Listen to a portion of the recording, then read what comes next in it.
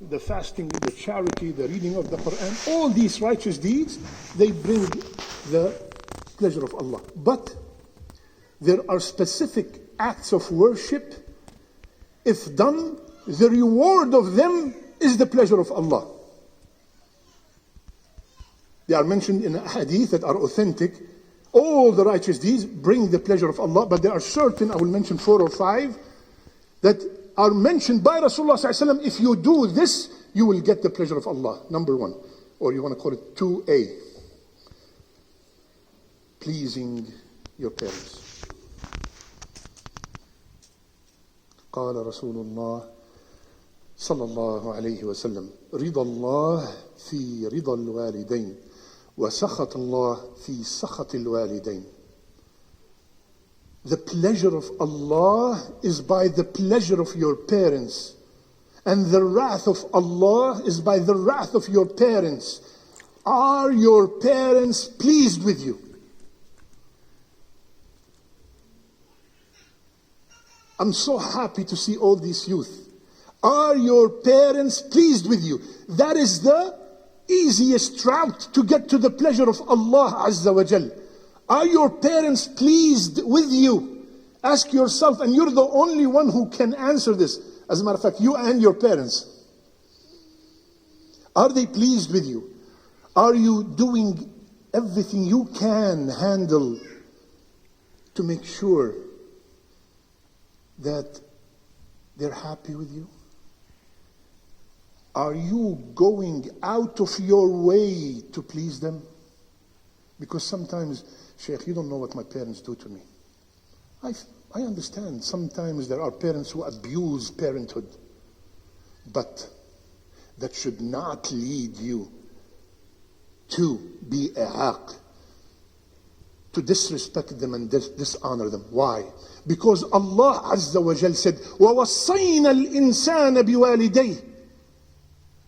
It's a wasiyah from Allah to all of us. What does that mean?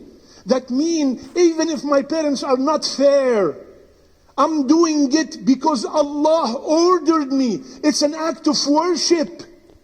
If they are not fair, Allah will punish them. But still, I have to do my duties.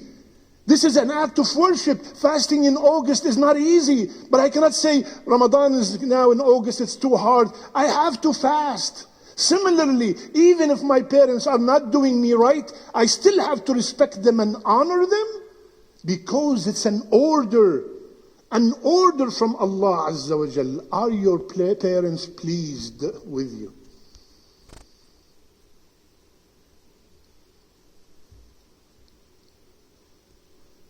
As a matter of fact,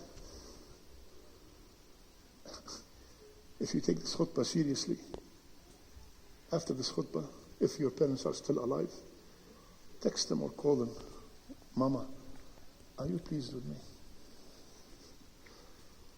Baba, are you pleased with me?